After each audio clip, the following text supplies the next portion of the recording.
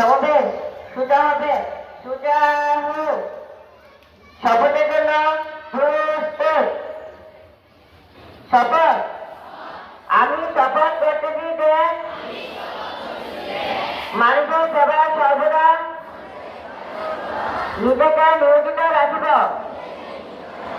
দেশের প্রতি অনুগত থাকিব, দেশের একতা ও সংহতি বজায় রাখিবার জন্য সর্বদা সচেষ্ট থাকিব। হে প্রভু, আমাকে শক্তি দিন, আমি যেন বাংলাদেশের সেবা করতে পারি এবং বাংলাদেশকে একটি আদর্শ রাষ্ট্র হিসেবে গড়িয়ে তুলতে পারি। আমি হাত নামাও।